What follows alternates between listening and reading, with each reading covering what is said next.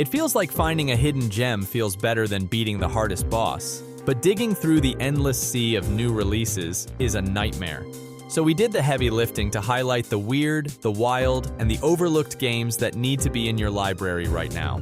Hi folks, welcome to Crypto Mac, and today on this video, 20 underrated games you must play. Starting off with number 20, we have Chromagun 2 Die Hard. So, we all know Valve is allergic to the number 3. You know, fans have been screaming for the next Portal game, but haven't gotten one, right? And if you are craving that specific brand of first-person puzzle solving, Chromagun 2 Die Hard is a great alternative. It just dropped recently and immediately got buried under the noise of bigger releases. That is a massive shame because this thing is a legitimate banger. You have a gun that shoots colors, and you have to paint walls and droids to solve test chambers.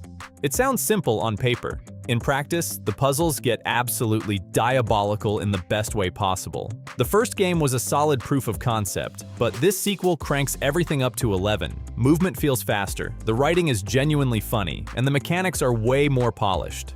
You are trapped in a testing facility. You know, a classic setup, but the color dynamics add a layer of complexity Portal never really touched. Paint a droid red, it gets attracted to red walls. Paint it yellow, it does something else.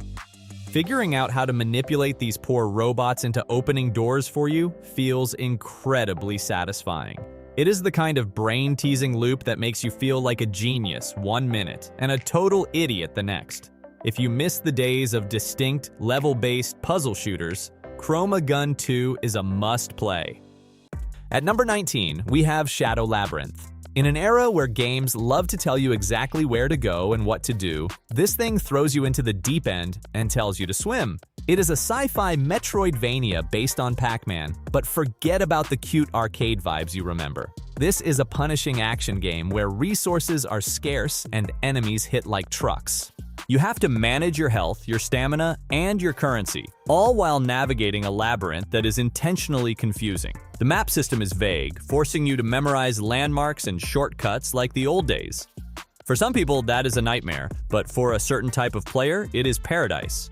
The combat requires precision, with a parry mechanic that feels incredibly satisfying to pull off. You also get to pilot a mech for short bursts of power fantasy, which never gets old. It is a game that respects your intelligence and your reflexes, even if it is a bit rough around the edges. The critics who complained about the difficulty clearly didn't have the patience to learn the rhythm. If you want a game that pushes back, Shadow Labyrinth is waiting for you.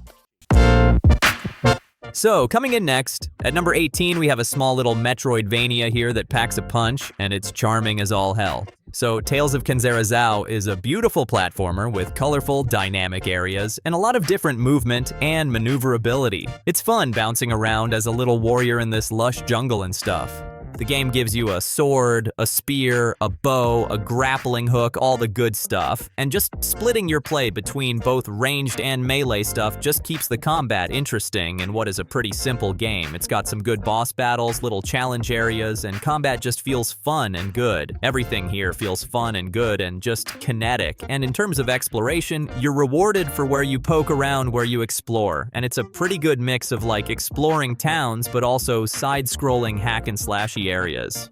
I think what really makes the game special to a lot of people is just, generally, it's a heartfelt game about a son mourning the death of his father, and it's handled in a really sweet way. It's thoughtful, it's got really good animations, decent voice acting, and just the expressions here in a cartoonier game are really good, which makes the simple story feel really, really good and effective. We've shouted this game out in lots of other videos, but I think this one deserves another nod. This is a great one to experience it on. Next, over at number 17, Aliens Dark Descent, man. This one really came out of nowhere and impressed. It doesn't seem like a surefire recipe for everyone, but if you've played this one, you know it's awesome. Essentially, it's a mix of some of our favorite things, especially video games and aliens. So we're all ears, right? Essentially, the game primarily draws inspiration from XCOM games with the base building elements and management stuff, and then a combat system that takes more techniques from real-time with pause games like Desperados 3 and Shadow Tactics. If you love classic real-time tactics games, this one's one hell of a doozy here. It's got a decent story too. You recruit and you train your Marines and do research and all that tedious stuff, but where the game shines, of course, is actually going down to the planet and delving into these dangerous locations infested with xenomorphs. Something that's especially cool about Dark Descent is that every level you do, they're really long and they're really dangerous and they persist even after you're done exploring them. So if you have to abandon a level and come back to it later, your fortifications and all that stuff will stay where you left them. And the more you explore a level, the more path options you open up. The whole thing is pretty tough, but fair, and it's just a real tense, sci-fi, spooky guy game. It's impressive stuff, and it just gives such a good Aliens vibe across the board, you know? When your Marines are yelling and shouting and all that, it just looks and feels great. Next, over at number 16, you've probably heard us talk about this game before when we recommended it, and that's Deathloop. It's a great game where you play as essentially an assassin trying to break a time loop by killing these 8 visionaries all in a single day. This island where the game takes place resets every 24 hours. It's an interesting setup, and it's made by Arcane Studios, the master high immersive sim developers, and Deathloop is kind of like their spin on the genre. You know, instead of exploring one big location, the game is broken up into sections, and the multiple time loop elements just kind of add interesting dynamics that, you know, the simulation Arcane does with all their games really. It really shines here. It's a game that's full of absurdities where the absolute craziest dumb things can happen. You can get powers, you have your guns, and you get all the freedom in the world to get the job done and get shit done however you want. Of course, the main selling point is that almost Hitman-like setup of the multiple assassinations on the same day, and it's just fun as hell. It's a game with style, personality, and great music, and it's a shame that a lot of players still haven't played it. Yes, I know I said at the start, but I'm repeating myself, play it.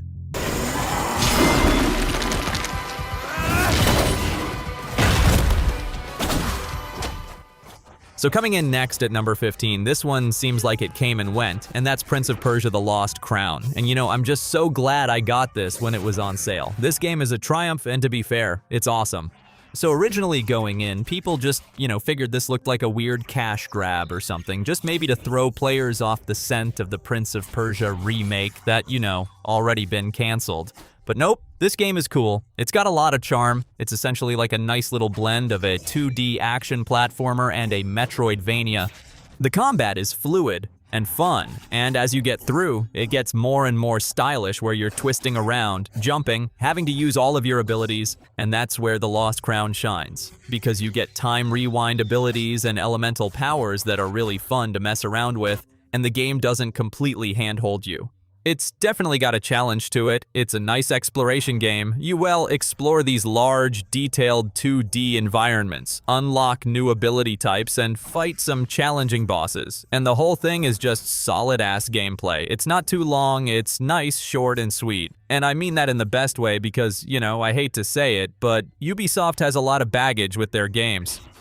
They take a long time to get to the actual gameplay, and Prince of Persia: The Lost Crown is sweet because it pretty much just starts up immediately. This is extremely, extremely fun. And something that makes it really fun is the presentation. Like, the animations are really, really good here. The attacks, and the counters, and the visual special effects, just everything is gorgeous to look at. And that's why I like playing it.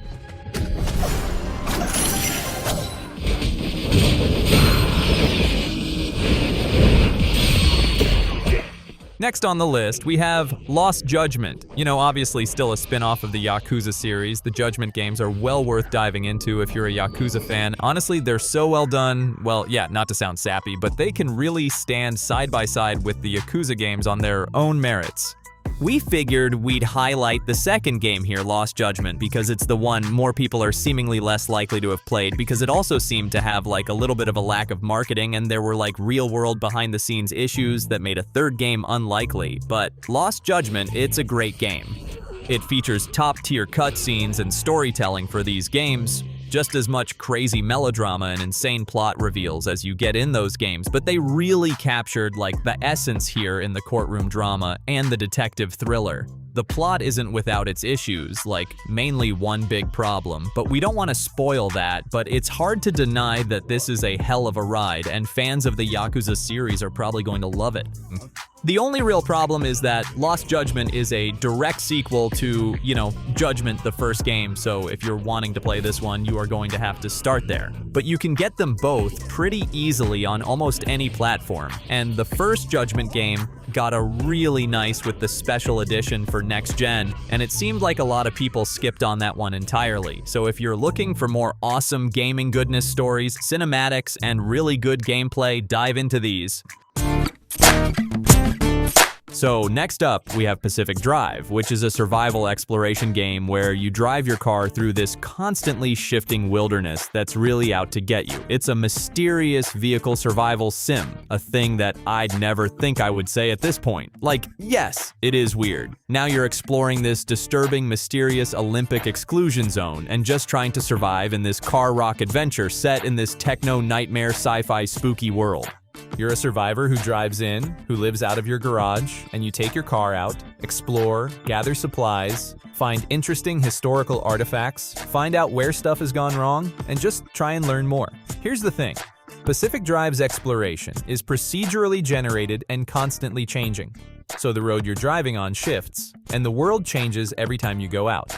It tries really hard to give you these cool visual moments in these weird, disturbing areas that you'll remember as you constantly go out and survive and tech out your car and head back out there. Now, it does try and feel like those walk-around survival games like your Green Hell and throws a car in, and it's unique, but if you kind of felt tapped out on those survival-y type games, this one feels different. It's got a lot of personality, and it's just weird. Like, honestly, think like sort of like Death Stranding style vibe, like weird Kojima thing, but with a car. That's the best way I can describe it, and it's definitely not for everyone, but we're so glad some people made a game. It's pretty dope.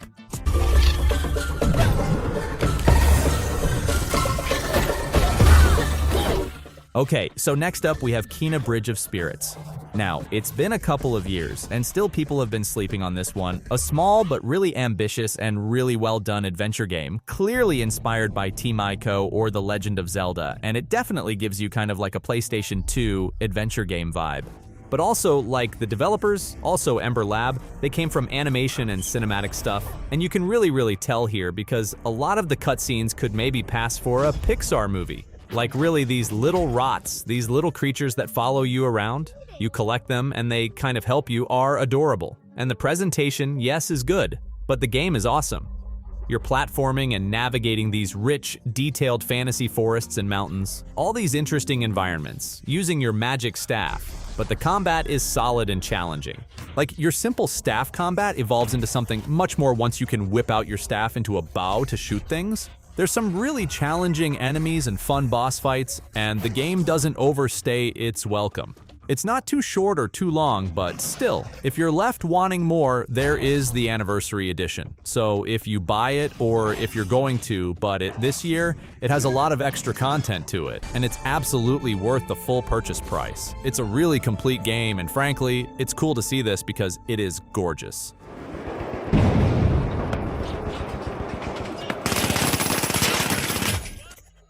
Next, over at number 11, almost every platform has become like a pretty good home for multiplayer games. It's unknown if this one's going to stand the test of time, but it's cool, so we wanted to highlight it now while people are still playing it, and that's the Finals. It's a free-to-play first-person shooter that nobody was asking for, but they gave it to us anyway, and man, it impressed us so far.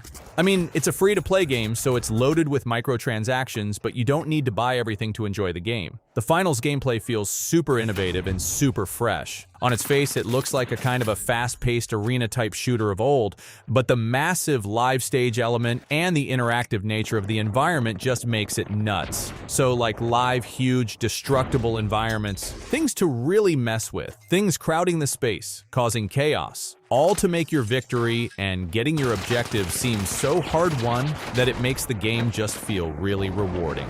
You can build up new environments or destroy existing ones, and there's just a real earth-shattering, bombastic feel. It really has gameplay, unlike any other type of arena shooter right now. So hopefully it stays and lasts. They've been updating it so far, and it still feels pretty classic without being too ripped off by micro-transaction stores and stuff. So we'll see. But again, if you haven't heard us shout out this game before in a video, check it out.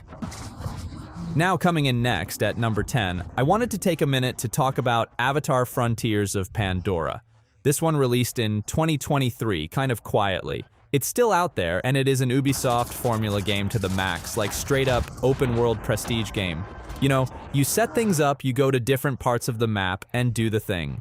The thing is the thing here is a little bit more fun. It's climbing up big plants and magical Pandora stuff and riding mythical beasts and shooting crazy arrows and taking down these big sci-fi military bases. It's ultimately not a terrible formula at all, especially if you like the world of Avatar. Now, we're not the biggest fans of just the whole concept of Avatar here, but if you are just into this massive, wide, beautiful, lush thing, this game looks incredible. The worlds themselves are nice to explore and dense, and there's a lot to see. The game does look gorgeous. It's got your classic forests with bioluminescent stuff everywhere. Of course, you can fly on Ikran. You even have the military human tech. So, you start out the game, you're a lightning-fast, just total Amazon-style Navi person sprinting with a giant machine gun that looks like a toy, and it's just a blast. This game isn't like a mind-blowing refresher revelation or anything, but it's not bad. If you just want a big-ass open-world game to explore, one you haven't played before, if you've maybe scratched the itch on everything else and you want something new, this is not a bad purchase. So if you're curious, give it a check out.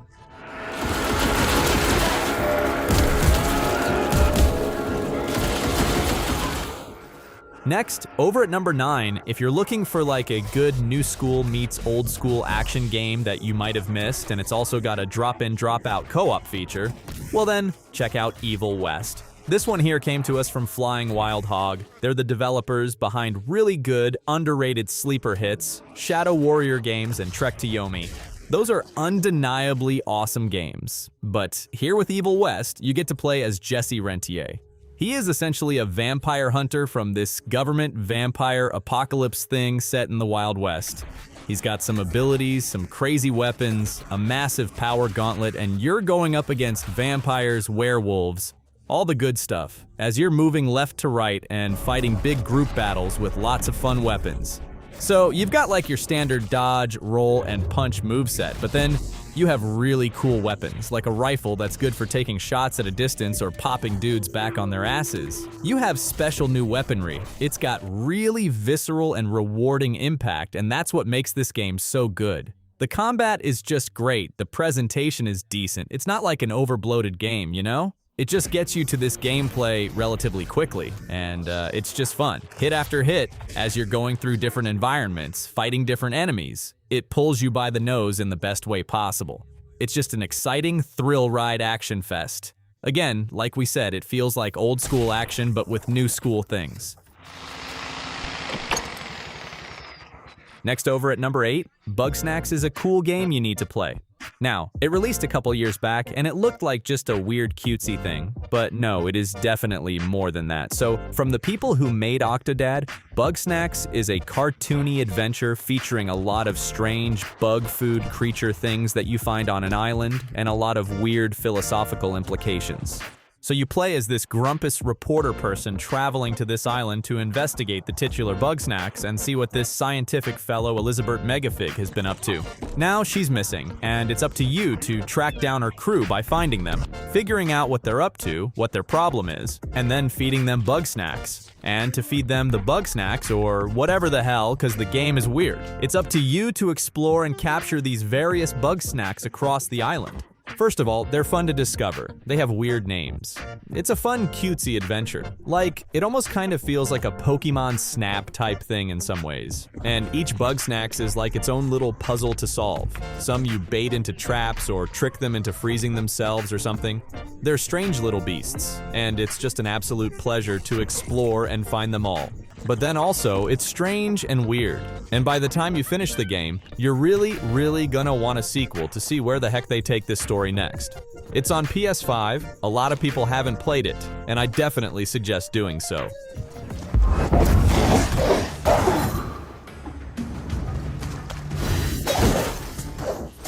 Coming in next, if you're looking for like a tight action RPG gameplay experience with an emotional, gripping story, Banisher's Ghosts of New Eden is just kind of sitting there on the store waiting for you to try it out.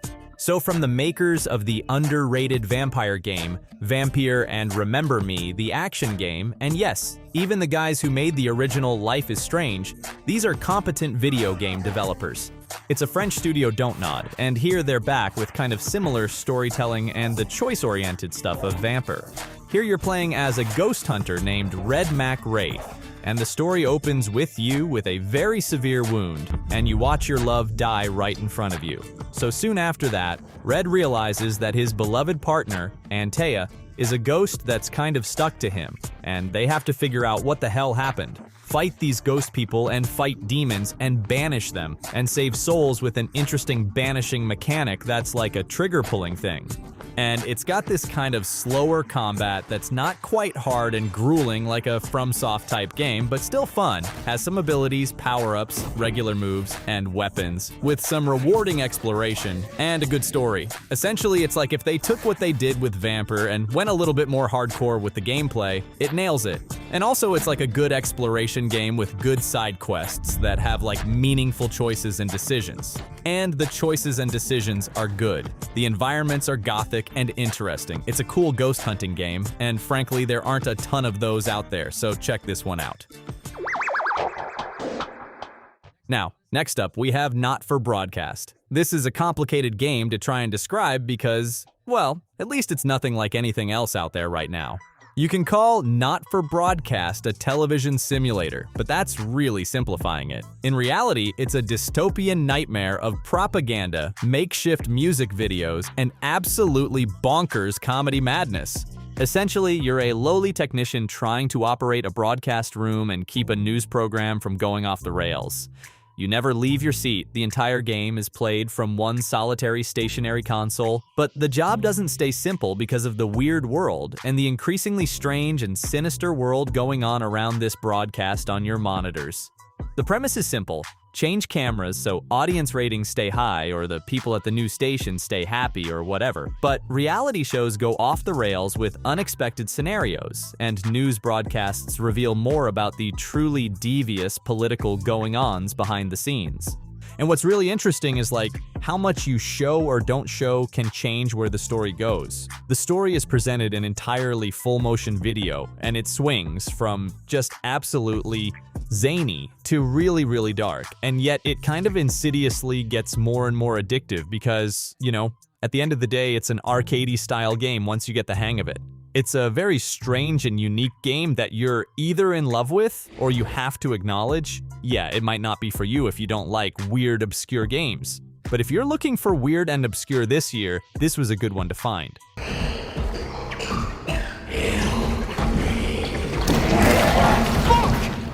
Now next over at number 5, we have Still Wakes the Deep, a horror game made by the people behind Everybody's Gone to the Rapture and the Amnesia games. If that doesn't sell you, I don't know what will. Essentially, here, you're playing as Kaz McCleary, a roughneck working on an oil rig in the middle of the ocean in the 1970s when disaster strikes, and he has to evacuate the team and deal with some crazy eldritch secrets that have been unleashed on the rig. What makes this game different from, say, another Outlast or another jump scare type game is that it really grounds itself in something more real and authentic, and I think that actually makes the scary moments shine a little bit more. Now, the presentation is really good. It's not a huge game, it's more like one of those little kind of horror experiences, but it's got a unique setting in that oil rig, and the atmosphere here feels really immersive, gritty, and dirty, with kind of like realistic human characters shouting at each other. It's got good audio design as well. It's a top-shelf horror game with good pacing. Yes, it also doesn't overstay its welcome. The fact that it's a little bit of a shorter game makes it really worth diving into, especially if you love horror games. Just for the Lovecraftian horrors, and the unfortunate victims trying to survive and seeing how it shakes up the formula a little bit. It's still absolutely worth playing. If you missed this one, maybe wait for a sale because, you know, it's a little bit of a short experience, but it's a good one.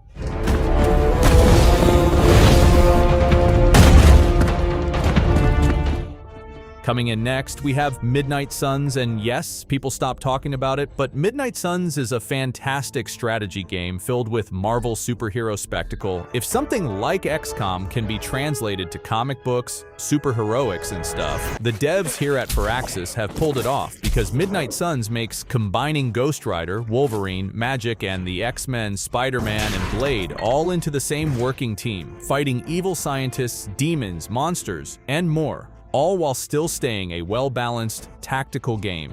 Seriously, the turn-based combat is just sublime.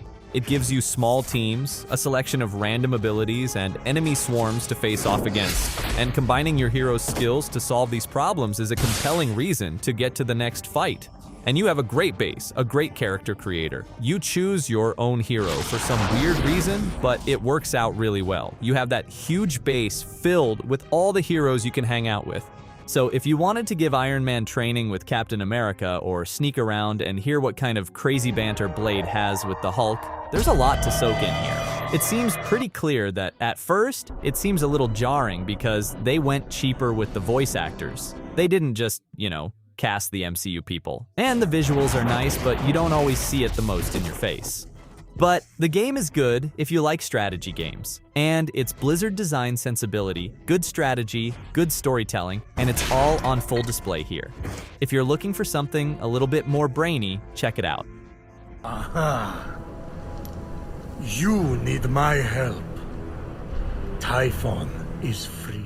Coming in next, it's Immortals Fenyx Rising. This one isn't quite as popular or mainstream as like your Assassin's Creed or your Ghost of Tsushima, but if you ever wanted like a mashup of all those types of games where you have free movement, free exploration, all set in a beautiful fantasy environment based on Greek mythology, I'm describing it like all haphazardly, but still, this game is totally worth your time.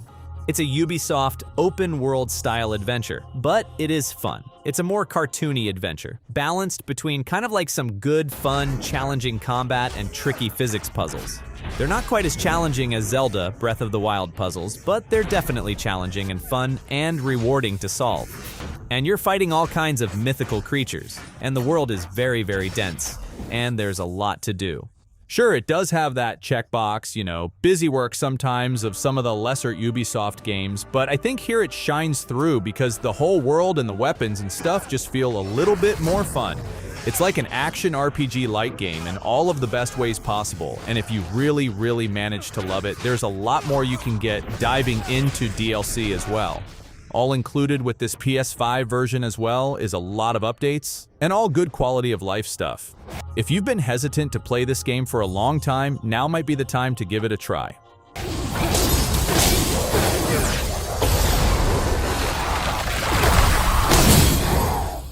Now at number 2, we got Ghostwire Tokyo, more of a supernatural, spooky, open-world style game. It's like the developers Tango Gameworks who did Evil Within. You would expect them to go more survival horror, but Ghostwire Tokyo is an interesting blend. It's an open-world game with a lot of standard open-world mechanics, but wrapped up in absolutely gorgeous replicated Tokyo after a disaster, and just really unique hand-animated hand movements for your first-person gameplay here because you got like hand gestures, like you're doing cool magical stuff to shoot at supernatural creatures.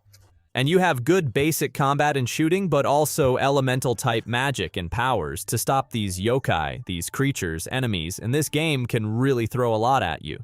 So between that and offering unique things like the ability to point at random objects and find out their backstory or the fantastically rendered world itself, Ghostwire Tokyo is a worthy choice. If you just love exploring amazing game worlds, it's worth pointing out here, like the traversal is pretty fun here. With the jump and the glide and the GTA, like the verticality, it really makes Tokyo here a fun place to get around.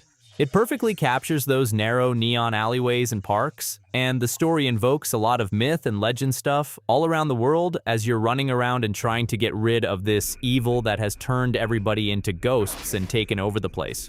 Exploring more of the game will reveal this plot, but also there's like a lot of little side stories, a lot of interesting stuff, but it's definitely one of those games you gotta check out if you're into the type of thing, man.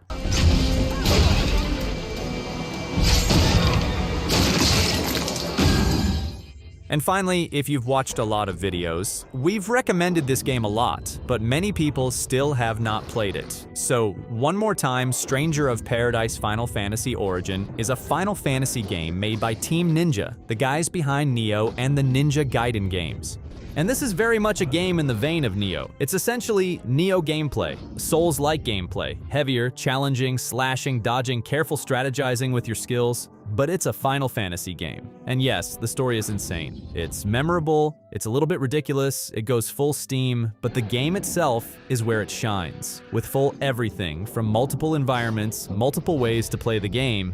You could be a melee-focused character, but one that relies more on like Final Fantasy, like monk-type fighting styles and fisticuffs. Or you can focus on using magic, like a red mage, or a white mage, or black mage. There's so much here, and with that quick switching multiple different classes and different abilities, it makes for really, really rewarding gameplay. It really feels super different compared to a lot of action and adventure games released this year. Was it a little unpolished? Did it have some rough edges? Yeah, but Team Ninja always stuck by it and polished up the edges.